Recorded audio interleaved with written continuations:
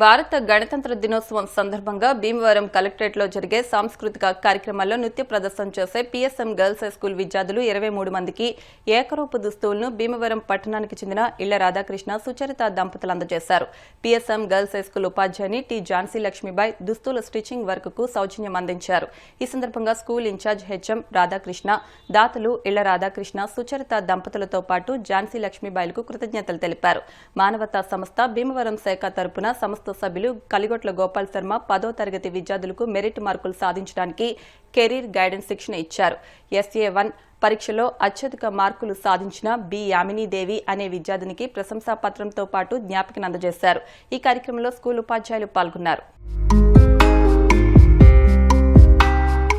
జనవరి 26 republic day సందర్భంగా మా పాఠశాలకి ఒక దేశభక్తి గీతం ఇచ్చారని కలెక్టర్ గారు.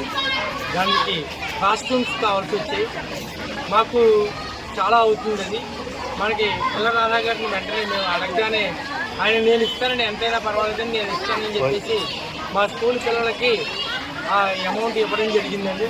వాళ్ళకి మా పాఠశాల తరఫున ధన్యవాదాలు తెలియజేస్తాం. Thank you. రిపబ్లిక్ డే సందర్భంగా మాకు డాన్స్ ప్రోగ్రామ్ ఉందని అడగగానే ఇళ్ల రాధా దంపతులు ఇద్దరు కూడా చాలా చక్కగా స్పందించి వెంటనే ఎక్కువ ఖర్చుతో కూడినటువంటి కాస్ట్యూమ్స్ మా పిల్లలకి అందించారు sir. Thank you very much sir. 23 మీరు కాస్ట్యూమ్స్ అందించడం అంటే మాటలు కాదు.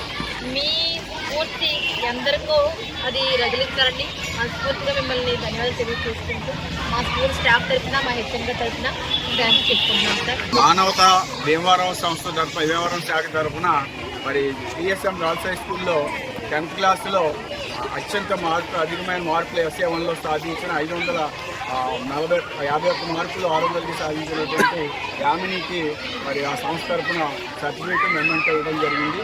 అలాగే ప్రధానోపాధ్యాయులు కావాలి కూడా ఇవ్వడం జరిగింది.